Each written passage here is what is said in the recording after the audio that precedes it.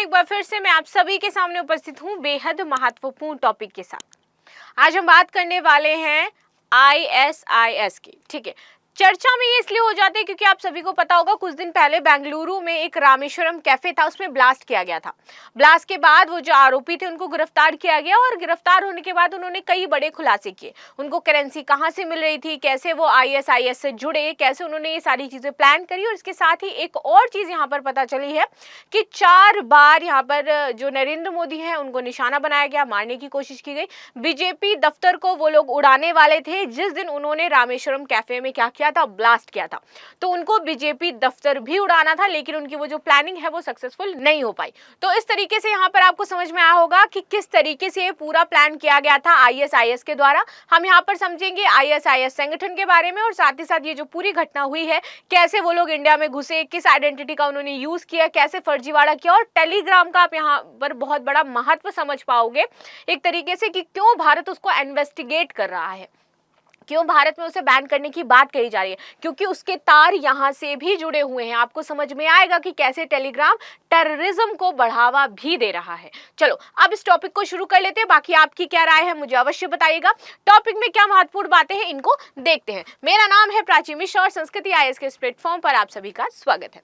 देखिए, राम मंदिर प्राण प्रतिष्ठा के दिन बीजेपी ऑफिस पर हमले की तैयारी में था और ISIS NIA ने एक चार्जशीट में इसका खुलासा किया। और जिस दिन आपकी राम मंदिर की प्राण प्रतिष्ठा थी उस दिन मोदी को निशाना बनाया जाना था और साथ ही साथ आपका जो बीजेपी दफ्तर है उसको उड़ाया जाना था, लेकिन दोनों ही कोशिशें यहाँ पर नाकाम हो गई।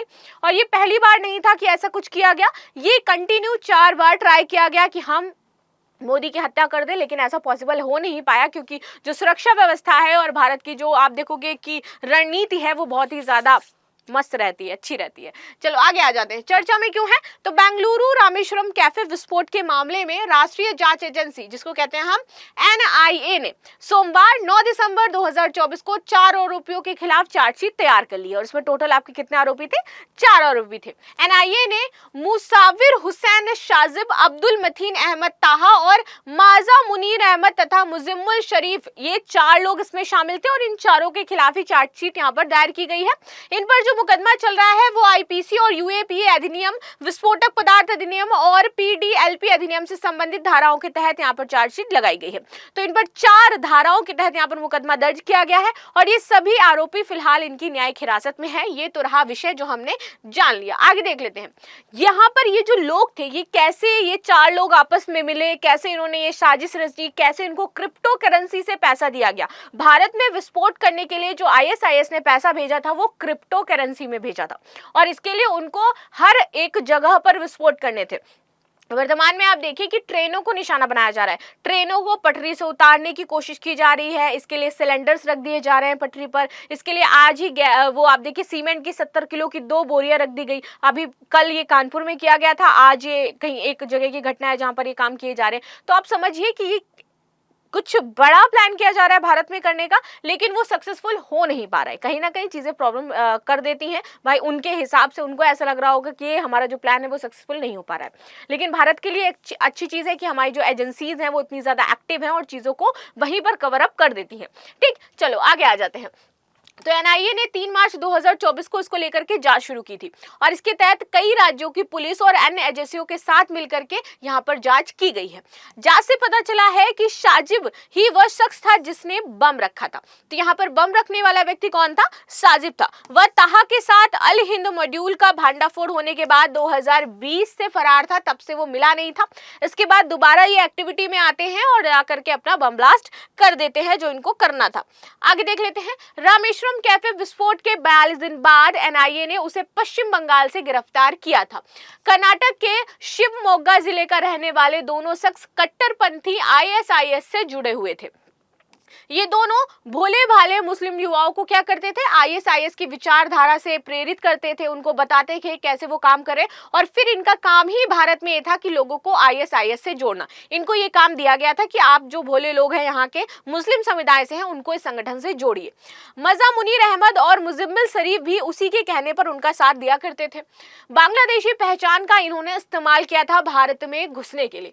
देखिए, NIA ने चार्जशीट में बताया कि साजिब ने जो ताहा और शाजिब है, इन्होंने धोखाधड़ी वाले भारतीय सिम कार्ड और भारतीय बैंक खाते का उपयोग किया था। जांच से यह भी पता चला है कि ताहा को एक पूर्व दोषी शोएब अहमद मिर्जा ने लश्कर-ए-तैयबा बेंगलुरु साजिश मामले में भगोड़े मोहम्मद शहीद फैसल से मिलवाया था कि आपको आगे कैसे चीजों को प्रोसीड करना है। आगे देख लेते हैं। इसके बाद ताहा ने अपने हैंडलर फैसल को अल हिंद ISIS मॉड्यूल मामले के आरोपी महमूद पाशा से मिलवाया और ऐसे ऐसे करके ये चारों लोग आपस में मिल गए और ISIS दक्षिण भारत के अमीर खाजा मुहिद्दीन बाद में माजा मुनीर अहमद से इन्होंने मिलवाया। तो ये आपस में इस तरीके से एक दूसरे से मिलवाए गए। जो स्लीपर सेल्स इंडिया में हर जगह पे है, दक्षिण भारत में है और जहां जहां पर मौजूद है, उन सभी ने एक दूसरे से कोऑर्डिनेट किया, कांटेक्ट किया और इन चारों को आपस में मिलवा करके इस साजिश को रचा गया था। आगे बात कर लेते हैं। ISIS के संपर्क में आरोपी थे, ये आपको पता चल गया है। आगे बात कर लेते हैं। यहाँ पर और इंपॉर्टेंट चीज एक ये है कि कैसे इन्होंने ये फर्जी दस्तावेज बनाए, कैसे इन्होंने ID कार्ड बनाए, कैसे उन्होंने बैंक अकाउंट का अपना जो यूज किया इंडिया में आने के लिए। तो यहाँ पर सबसे ज्यादा इनको जो फायदा पहुंचाया था वो था टेलीग्राम।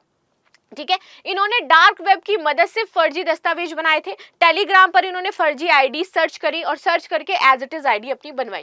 ताहा और शाजिब ने धोखाधड़ी भारतीय सिम कार्ड और भारतीय बैंक खातों का इस्तेमाल किया था। इसके साथ ही आरोपियों ने डार्क वेब की मदद से भारतीय और बांग्लादेशी पहचान के लिए फर्जा दस्तावेजों को डाउनलोड किया। कहां से? टेलीग्राम से।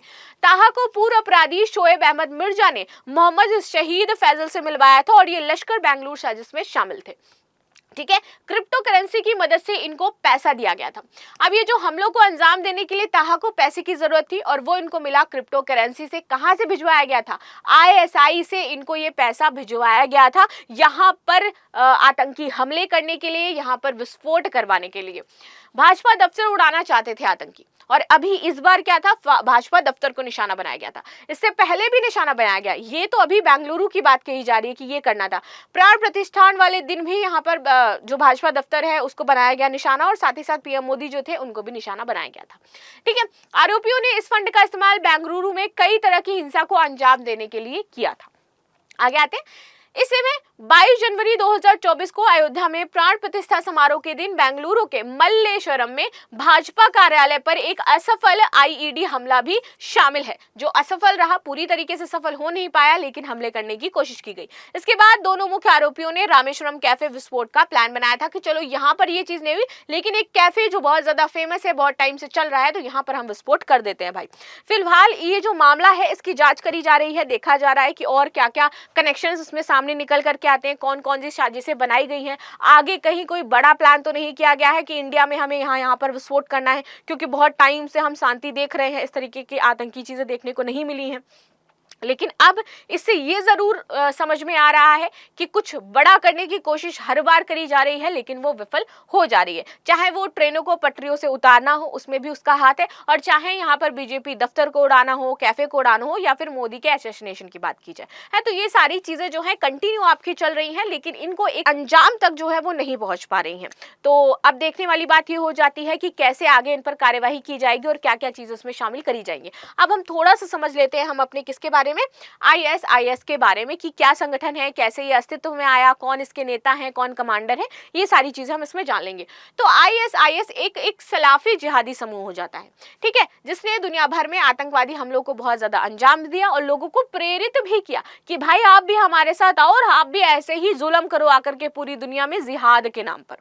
ठीक है, 2004 में अबू मुसाब अल जरकावी के नेतृत्व में एक इराकी चरमपंथी नेटवर्क ने अल-कायदा के साथ विलय करके आपका ISIS के पूर्ववर्ती समूह अल-कायदा इन ईरान का गठन किया था। तो ये इस तरीके से आपका अस्तित्व में आया, अल-कायदा के साथ ये मर्जअप होकर के इन्होंने अपना क्या बनाया, ISIS बनाया, जिसका नेतृत्व कौन कर रहा था, जरकावी कर रहे थे, और 2006 में अपनी मृत्यु तक इन्होंने किया। 2006 में ये मर गए। अब मृतक अमीर अबू बकर अल बगदादी ने 2010 में समूह की कमान संभाली और 2011 में पूर्वी सीरिया ने अपने अभियान का विस्तार करना शुरू कर दिया।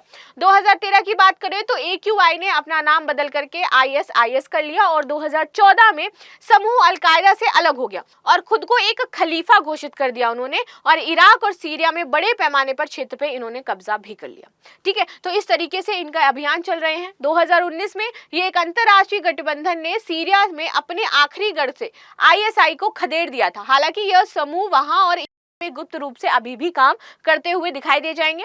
अपने कई बड़े नेताओं और अपने क्षेत्रों को खोने के बावजूद आईएसआई इराक और सीरिया में विद्रोही अभियान चलाने में सक्षम है और ये वहां पर ये काम करते रहते हैं, जबकि अफ्रीका, एशिया और यूरोप में कम से कम 19 शाखाओं और नेटवर्क में ये देखरेख करते हैं। तो इस तरीके से इनका नेटवर्क जो है वो पूरे देश में फैला हुआ है। सारी एजेंसी उसको पता है, सारी खुफिया एजेंसी इसको देखती भी रहती हैं, कब ये कौन से कदम उठा रहे हैं, क्या काम कर रहे हैं। अभी देखिए कि इजराइल में जो युद्ध की स्थिति है वो बनी हुई है, कहीं ना कहीं यहाँ पर भी इनका लेना देना है ही, इनका हाथ है ही। तो इस तरीके से जो चीजें हैं वो चल रही हैं। अब देखने वाली बात यह है कि आगे इनकी क्या प्लानिंग है। जैसे ही आपका ये सारी इन्वेस्टिगेशन हो जाती है, शायद कुछ और भी बड़ी चीजें हमें देखने को मिलेगी, जिनको हम जरूर अगेन नेक्स्ट टाइम में डिस्कस करेंगे। तो मिलते हैं नेक्स्ट क्लास में, तब तक के लिए धन्यवाद। बाकी आपकी क्या राय है इस पर जरूर बताइएगा। मिलते हैं नेक्स्ट क्लास में, तब तक के लिए थैंक यू सो मच।